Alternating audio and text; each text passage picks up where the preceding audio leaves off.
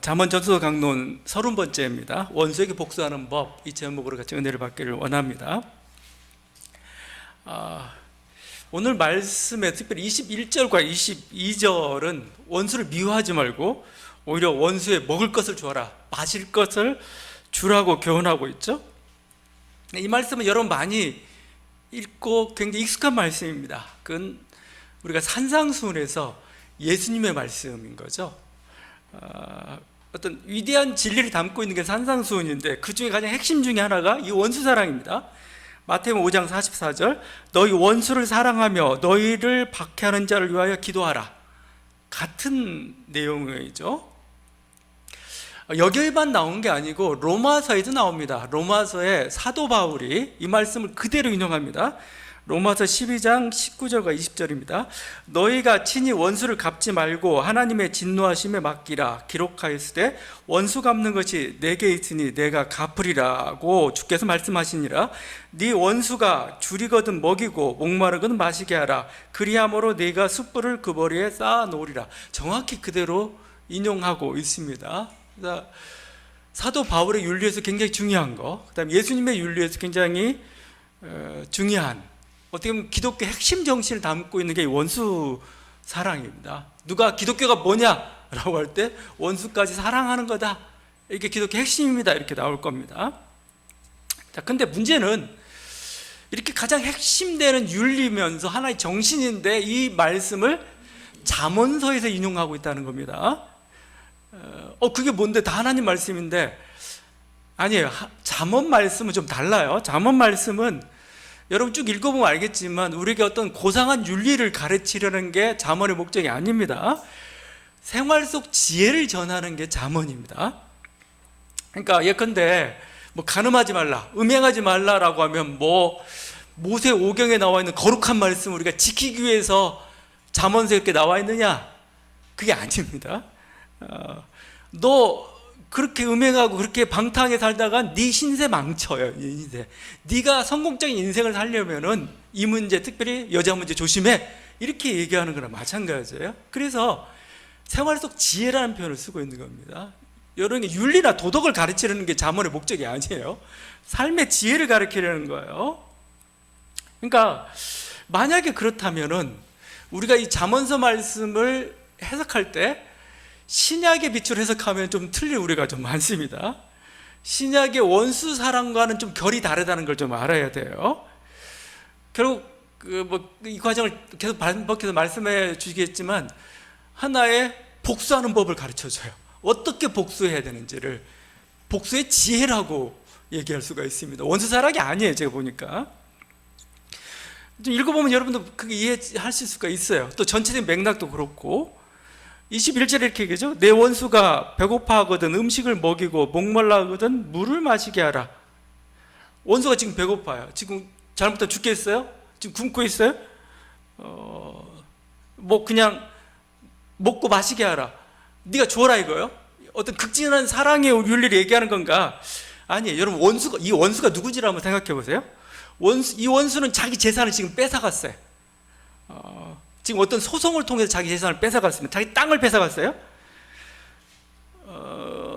예를 들면 지금 팔레스틴 땅에 있는 사람들이 자기 땅을 빼앗겼죠. 이스라엘 군사가 여기서 지금 군사가 지금 굶주리고 있고 뭔가 했어요. 그때 하라는 거냐? 그죠? 보통 우리가 원수라고 할 때 이런 어떤 한 마을에서 그런 원수 관계가 재판 관계에서 많이 발생하죠. 그렇지만 주로 원수는 민족 관계에서 발생을 합니다. 이스라엘 민족의 원수는 뭐냐? 누구냐? 이방인들이에요. 이방의 압제자들입니다. 우리 옛날식으로 따지면 일본이에요. 일제예요. 와가지고 점령하고 모든 걸 수탈해 가고 있고, 심지어 자기의 생명도, 자기의 자녀들도 막 전쟁터로 끌고 가고 있는, 그게 원수예요. 근데 그들한테 친절을 베풀라고? 이건 도무지 용서할 수 없죠, 그런 전제는. 그렇다면 우리가 잠언서에서 굳이 이렇게 어떤 지고무상한 그런 윤리를 가르치는 건가? 그게 아니라고 생각한다면 이런 친절을 베푸는 이유를 여러분이 한번 생각해 봐야 됩니다. 왜 이렇게 친절을 베푸려고 할까? 그 상황을 여러분이 재구성해 봐야 됩니다. 이 복수나 이런 관계에서는 힘이 있으면 하면 돼요. 자기 힘이 있으면. 이스라엘이 힘이 있으면 이방 민족 아니면 자기를 압제하는 세력에 대해서 저항하면 돼요. 근데 대부분 원수 관계는 여러분 원수 힘이 세요. 여러분 힘이 세서 내가 어떻게 해볼 수가 없어요. 내가 내 힘을 제압할 수 없어요. 그런 원수한테 내가 무모하게 이렇게 복수하려다가는 자기가 다쳐요. 그 상황입니다. 복수가 힘들어요. 힘들고 복수에 성공할 수도 있어요. 근데 복수에 성공하더라도 자기 손해도 만만치 않아요. 또 복수라는 건 항상 복수의 복수죠. 이게 계속 복수의 악순환이 이루어지는 그런 경향들이 있습니다. 그러니까 복수라는 게 생각보다 쉽지 않아요. 복수는 해야 되는데 복수가 쉽지 않다는 겁니다. 이게 그렇다고 그럼 가만히 있느냐? 그럴 수도 없죠. 저는 오히려 이런 전략 같아요. 오히려 친절을 베풀어서 원수를 당황하게 하는 겁니다. 저럼 나 원수, 내가 잘못했는데 왜 나한테 이렇게 친절을 베풀어? 이걸 소소한 복수라고 할 수가 있어요. 소심한 복수. 안전하죠. 그 때문에 해코지 당할 이유는 없죠. 그럼 동시에 나의 도덕적 우월성을 보여줍니다. 이렇게 정신적 복수죠, 하나에. 너는 아주 더럽고 치사하고 내 거 다 뺏어가고 나를 해롭게 하지만 나는 아무런 이상 없어. 나는 그것 때문에 내가 더 악을 깨하고 내 존재를 그러지 않아. 너는 그냥 불쌍한 놈이야. 이런 어떤 태도. 물론 이런 것도 있을 수 있겠죠. 내가 이렇게 친절을 베풀면 제가 회개할 거야. 양심의 가책을 느껴가지고 회개할 거야. 그런데 그런 경우가 많지 않아요. 대부분 사람이 안 바뀝니다. 안 바뀌어요. 관계가 잘. 잠언이 그런 의도를 노리고 했을까? 근데 다음 구절을 보게 되니까 이렇게 친절을 베푸는 의도가 좋은 의도는 아닌 것 같아요. 22절 상반절입니다. 그리하는 것은 핀 숯을 그의 머리에 놓는 것과 일반이요입니다. 그러니까 불핀 숯이죠. 불에 타는 숯을 자기 머리 위에 이었다. 이건 좀 문화적 상황 이해가 좀 필요해요. 그러니까 이게 당시 중근동의 하나의 제2의 방식 중에 하나가 누가 잘못했어요. 누가 어떤 수치스러운 상태에 있습니다. 아니면 그래서 내가 회개해야 돼요. 이런 의식을 했다고 그래요. 그러니까 머리에 숯불을 이렇게 화로 같은 거 이렇게 하고 그 앞에 서서 제의를 드린 겁니다. 의식을 틀어서 내가 수치스러운 존재입니다. 내가 잘못했습니다. 아니면 그러니까 수치와 회개 의식으로서 이게 있었던 것 같아요. 그러니까 뭐요? 지금 그래서 왜 숯불을 쌓아놨을까? 숯불은 하나의 신의 심판입니다. 정의의 심판이죠. 너 이렇게 가면 너는 신의 심판을 받을 수밖에 없어. 신의 심판이 이렇게 뜨거운 것을 보여주는 하나의 상징적인 그런 행위예요. 그러니까 그렇게 함으로써 차단하는 그게 되겠죠. 근데 상대방이 계속 친절을 베풀어요. 나의 원수 관계인 사람이 친절을 베풀어요. 그런데 회개하지 않아요. 그러면 분노를 더 쌓아놓는 거나 마찬가지입니다. 숯불을 더 쌓아놓는 거나 마찬가지입니다. 인기치에 달하면 이게 쏟아져 내릴 것이고 그게 자기 온몸을 태우고 말 거예요. 하나의 경고죠, 경고. 그러니까 너는 친절을 베풀므로써 하나님 입장에서 생각해요. 하나님 입장에서 얘는 친절을 베푸는데 얘는 계속해서 변하지 않아요. 하나님이 화를 내죠. 심판관이 지금 둘이 화해시키려고 했는데 얘는 친절하려고 하는데 얘는 계속해서 앙심을 품고 있어요. 그러면 안 좋은 판결을 내리죠. 마치 그와 같은 거. 너는 친절을 베풀어서 그 사람하고 뭐야? 이제 거의 심판이 극에 다르게 만들어. 이런 겁니다. 21절 하반절입니다. 그러면 여호와께서 내게 갚아주시리라. 자, 여기에 포인트가 있습니다. 원수에게 친절을 베푸는 이유가 뭐예요? 하나님께 심판을 맡기는 겁니다. 하나님께서 여호와께서 너 갚아준다. 이거 너 억울한 거 알아.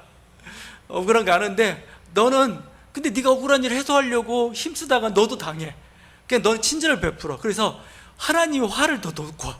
왜냐하면 얘가 돌이키지 않으면 하나님이 더 화가 나니까. 그래서 결국은 하나님이 너의 원수를 심판하실 거야. 그렇죠? 그러니까 네가 손대지 마. 힘들게 손대지 마. 하나님께서 하나님께 심판을 맡겨. 근본 동기가 여기에 있어요. 그러니까 하나 이게 지혜일 수가 있습니다. 정말 세상 사람들이 왜 이렇게 다 망하는가? 왜 너 죽고 나 죽자식으로 가는가? 그러니까 분명히 우리 관계 속에서는 어떤 원수가 생겨요. 근데 원수를 자기 직접 손으로 해결하려고 하면은 항상 결과가 안 좋습니다. 서로에게 안 좋습니다. 서로가 상처를 받을 수가 있어요. 근데 어떻게 하면 현명하게 복수할 수 있는 건가?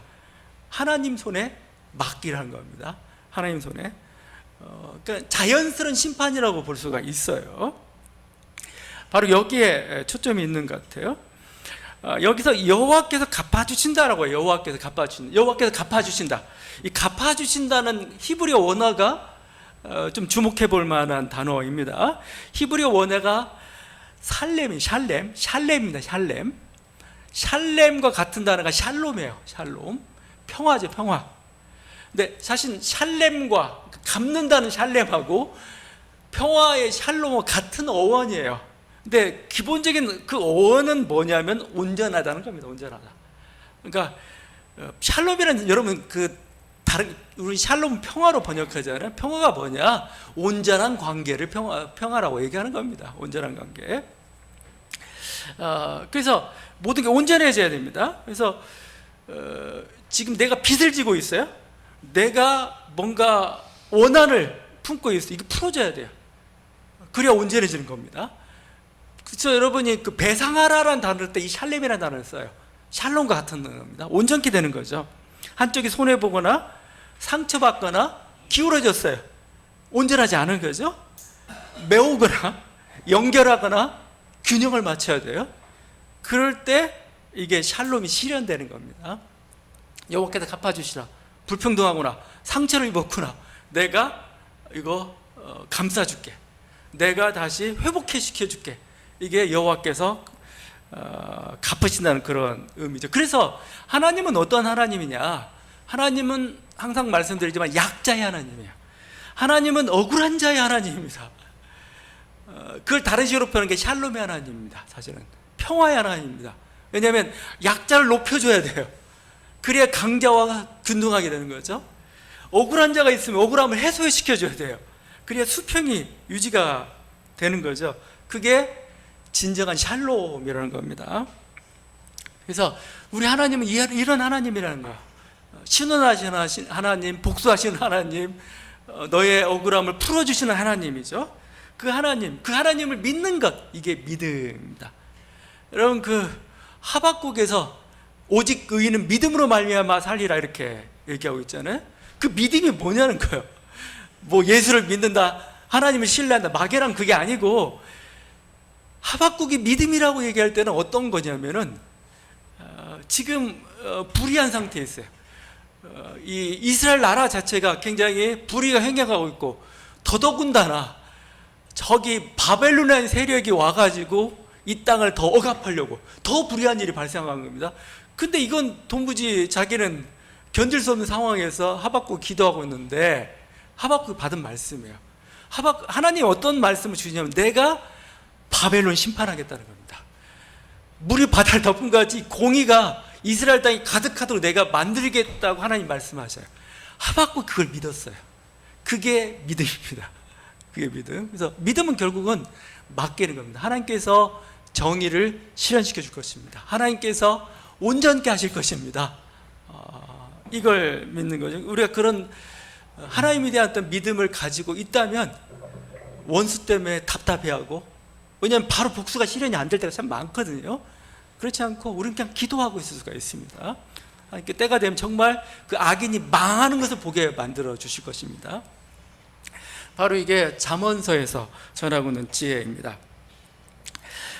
그래서 저는 오늘 여러 가지 말씀들이 나와 있는데, 이 말씀들을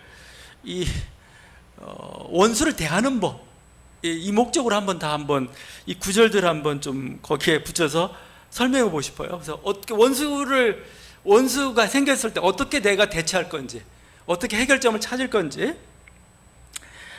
그 중심으로 지난번처럼 한번 말씀들을 한번 묵상해 보려고 얘기해요. 제가 하나님 말씀은 우리는 어떤 말씀이 떨어질 때 어떤 객관적인 상황 같은 게 있고 객관적인 단 하나의 메시지가 있죠. 근데 하나님 말씀은 단 하나의 메시지만 있는 게 아니에요. 그 하나님 말씀이란 것은 여러분이 묵상하고 여러분 질문을 던질 때마다 다른 식으로 답을 해줘요. 정답을 다른 식으로 얘기해 줍니다. 누가 그렇게 표현했습니다. 하나님 말씀은 마치 이 수많은 방이 있는데 그 열쇠로 다 잠궈놨습니다. 말씀 한 구절에 수많은 방들이 배치되어 있는 겁니다. 여러분이 어떤 열쇠를 가지고 이렇게 여느냐에 따라서 새로운 세계가 열려요. 이게 하나님 말씀인데, 이것을 원수에 대해서 친절을 베풀라는 이 말씀을 한번 해석해 보려고 합니다. 20절입니다. 마음이 상한 자에게 노래하는 것은 추운 날에 옷을 벗음 같고 소다 위에 식초를 부음 같으니라. 이 소다가 번역이 좀 애매한데 그 상처로 번역하는 게 더 나을 것 같아요. 상처 위에 식초를 붓는 것 같이 아프게 만드는 거죠.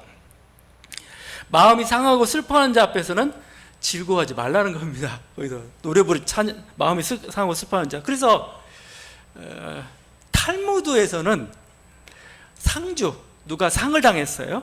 상주가 슬퍼하고 있을 때 그 앞에서 율법을 토론하거나 기쁜 노래, 찬송도 불러서는 안 된다라고 얘기를 해요.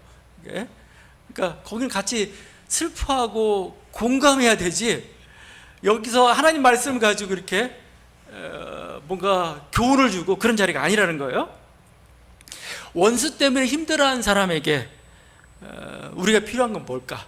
그건 공감인 것 같아요. 같이 욕해주고 막 그냥 이 나쁜 놈 시키면서 같이 욕해주고 지원해주고, 이게 더 좋은 거지. 여기서 야, 너 그렇게 했던 쓸데없어. 너 그렇게 했다간 너만 다쳐. 이렇게 교훈을 주는 게 목적이 아닌 것 같아요. 일단은 공감해 주는 게 필요한 것 같습니다. 공감하고 나면은 본인도 답을 찾아가요. 본인이 답을 찾아가요. 근데 내가 답을 주잖아요. 그럼 갑자기 반발해요. 화가 나는 거죠. 마음이 상한 자 함께하는 것, 이게 필요합니다. 24절입니다. 다투는 여인과 함께 큰 집에서 사는 것보다 움막에서 혼자 사는 것이 나으니라. 부부간의 싸움은 굉장히 괴로운 거죠.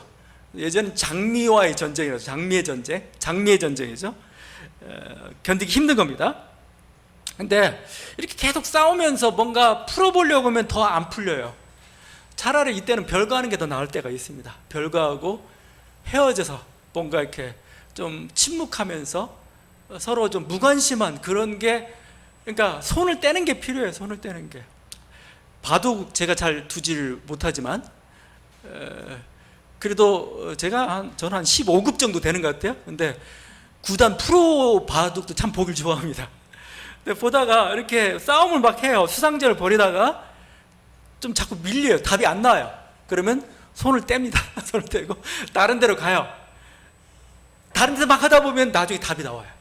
연결이 됩니다. 나중에 이렇게. 그러니까 이렇게 힘들 때는 서로 뭔가 해결해 보겠다면 더 꼬입니다. 그냥 차라리 별거 흩어져 있는 게 떨어져 있는 게 좋을 때가 있죠. 창세기에서도 그 모습이 잘 나온 것 같아요. 야곱과 에서가 서로 원수가 되었죠. 원래 형제예요. 형제지만 야곱이 아주 속임수를 써가지고 형 에서를 속였습니다. 그래서 이제 장자권을 뺏었어요. 그러고 난 다음에 형이 두려워가지고 멀리 달아납니다. 20년 동안 거기 있다가 이제 거기에만 있을 수가 없고, 그래서 이제 다시 또 고향으로 돌아갑니다. 고향으로 돌아오는데 두려운 거예요. 그때 앙심을 품고 형 에서가 나를 어떻게 해코지 할까? 근데 진짜 형 에서가 무리를 이끌고 와요. 이 무리를 이끌고 오는데 이 무리가 자기를 환영하는 건지 자기를 죽이려는 건지 알 수가 없는 겁니다. 그래서 야곱이 여러 가지 꾀를 씁니다. 꾀를 쓴 것 중에 하나가 앞에다가 자기가 그동안 모았던 모든 재물들을 앞에다 다 배치시켜 놓고 앞에다 보냅니다. 마치 선물, 뇌물을 주는 것처럼. 그리고 자기는 뒤에 있어요. 근데 그래도 불안해요. 불안해서 마지막 기도했던 게 그 야복강입니다. 야복강에서 막 하나님과 씨름하면서 기도하죠. 그래서 결국 응답을 받았습니다. 응답을 받았던 게 뭐냐면 형 에서를 만났는데 형 에서의 마음이 싹 바뀌어져 있습니다. 얼굴이 바뀌어져 있습니다. 그 상황을 이렇게 얘기합니다. 에서가 달려와서 그를 맞이하여 안고 목을 어근 맞추어 그와 입 맞추고 서로 운이라, 막 서로 끌어안고 막 형제로서 막 울고 반가운 거죠. 그러니까 죽이려고 왔다가 하나님 마음을 바꾸신 것 같아요, 제가. 그래서 그냥 서로 화해하고 이렇게 합니다. 야곱은 이렇게 얘기합니다. 내가 형님의 얼굴을 배운즉 하나님의 얼굴을 본 것 같사오며. 화해가 이루어지죠. 완전한 화해죠. 자, 그러면 둘이 함께 이제 고향에서 화목하게 살면 되는가? 전 이쪽 얘기하려고 지금 여기까지 끌고 온 겁니다. 아니에요. 여러분, 앙금이라는 건 그렇게 쉬 사라지지 않아요. 그냥 하나님 어떻게 해가지고 마음이 녹아서 지금은 화해했지만 나중에 생각하면 저 새끼 하면서 막 이렇게 가요. 그래서 에서가 이렇게 합니다. 에서가, 야, 너 지금 내가 호의해줄게, 우리 같이 가자, 우리 같이 살자 하는데 야곱이 거절해요. 뭐 어떤 핑계를 대냐면 지금 우리가 너무 먼 길을 와가지고 피곤하다고, 그래서 빨리 못 가니까 먼저 가시라고, 내가 나중에 쫓아갈게. 이게 지혜죠. 같이 있으면 안 된다는 게 야곱은 알아요. 결국 사는 지역도 달라집니다. 에서는 에돔 지역에 사는 거고, 야곱은 세겜 지역 이렇게 살면서 서로 떨어진 거리, 뭐 다음에 만났는지 안 만났는지 모르겠지만 원수는 멀리하는 게 상책입니다. 아직도 상처가 이렇게 막 또아리처럼 이렇게 또아리 틀고 있어요. 우리 마음속에서 이렇게 원수가 이렇게 막 또아리를 틀고 있습니다. 상처가. 그래서 이게 어느 순간에 튀어나올지 몰라요. 원수는 가까이 하는 게 아닙니다. 화해했더라도 가까이 하면 안 됩니다. 멀리서 이렇게 떨어져 사는 게. 남북관계도 저는 마찬가지로 생각해요. 물론 뭐 평화, 통일 위해서 얘기하지만 통일했다고 해서 그럼 한 집에 같이 살아야 되냐? 그럴 필요 없어요. 그거 안 돼요. 그냥 화해만 하고 따로따로 떨어져 사는 게 좋습니다. 왕래만 하고 인사만 하고 그냥 자기 삶의 터전에서 열심히 자기 체제를 가지고 살 수 있도록 해주는 거. 저는 그래서 이번에 북한이 우리를 아예 그냥 대한민국을 어떻게 보냐면 그냥 어떻게 보면 적대적인 국가, 한 민족이 아니에요. 적대적 국가처럼 얘기했어요. 그래서 명칭도 옛날에는 뭐 남조선, 남한 이렇게 부르지 않고 그냥 대한민국으로 부릅니다. 그냥. 그 대신 자기를 북조선으로 부르지 말라는 거예요. 북한으로도 부르지 말라는 거예요. 나는 조선민주주의 인민공화국이라고 두 개의 나라라는 겁니다. 두 개. 그 때문에 적대적이라는 것 때문에 조금 그렇지만 두 국가라는 것은 좀 괜찮은 것 같아요. 그건 왜냐하면 이제 더 이상 하나가 되기 어려워요. 합하기 어렵습니다. 그냥 서로 적대적 관계만 해소해가지고 평화의 관계를 유지하면서 서로 자기의 체제와 자기의 땅 그 지역 속에서 그냥 이렇게 평화 공존할 수 있도록 해주는 것, 이게 오히려 더 현명한 길이 아닌가 생각이 들어요. 그러니까 제가 이 부부간의 다툼 가지고 여기까지 왔는데, 원수된 관계는 멀리하는 게 상책입니다. 그냥 서로 멀리 안 보는 게 사실은 좋아요. 꼭 화해할 필요 뭐 화해하면 좋겠죠. 화해하고 다시 뒤돌아서세요. 또 만날 필요 없습니다, 우리. 그러니까 이런 문제입니다. 26절에 의인이 악인 앞에 굴복하는 것은 우물이 흐려짐과 샘이 더러워짐과 같으니라. 그죠? 지금 이게 정의죠, 정의. 의인이 악인 앞에 굴복하는 것, 우물이 깨끗해야 흐려지는 거고 샘이 더러워진 것, 이건 건강한 관계가 아닙니다. 원수가 세다고 해서 굴복하면 안 되죠. 정의는 세워져야 됩니다. 정의가 이루어진다는 것, 잘못한 자에겐 심판이 내려져야 되는 게 우주의 법칙이에요. 하나님의 법칙이라고 할 수가 있습니다. 그게 어떻게 실현되냐면 이 세상에서 실현이 안 되니까, 그래서 천국과 지옥이 나오는 거예요. 죽어서 실현합니다. 죽어서 실현하죠. 불교에서는 업을 해결해야 실현되겠지만 우리 기독교에서는 한 번 사는 인생이라서 결국 그럼 정의를 어떻게 실현해? 죽어서 실현합니다. 죽어서. 그게 천국과 지옥인 거죠. 이건 절대 우리가 용납할 수 없는 그 사태고, 반드시 정의는 승리한다, 정의는 세워진다, 우리가 그런 믿음을 가지고, 그게 시간이 좀 걸릴 수도 있어요. 그렇지만 반드시 이루어진다 이거죠. 27절입니다. 꿀을 많이 먹는 것이 좋지 못하고 자기의 영예를 구하는 것이 헛되니라. 꿀은 적당히 먹어요. 너무 많이 먹으면 배탈 나요. 힘들어요. 똑같이 사람의 명예를 지나치게 추구하는 것도 안 좋다는 겁니다. 사실은 억울한 일을 당했다는 건 뭐예요? 불명예 상태에 빠졌다는 거죠. 근데 명예를 존중하는 사람들은 이게 자기가 해결할 수 없으면 극단적인 선택을 합니다. 주로 자살이 참 많아요. 우리나라 사회의 자살하고 서구의 자살이 좀 다른 게 좀 있습니다. 우리나라 사회에는 주로 자살은 고립됐을 때 자살을 많이 합니다. 내가 고립된 존재로서 내가 공동체에 도움이 안 돼, 공동체가 나를 외면하고 있어. 이 순간에 자살을 많이 결정을 합니다. 근데 서양은 그것 때문에 자살하지 않습니다. 오히려 서양은 자기 명예가 신출됐을 때, 자기 존재감이 사라졌을 때 자살을 선택하는 경우가 참 많이 있습니다. 근데 그냥 불명예스러운 순간에 그냥 자살 선택한 경우 많은데, 지금 이 말씀은 뭐예요? 명예 그 중요한 게 아니야. 명예가 더 중요한 것은 내 생명이에요. 내 생명.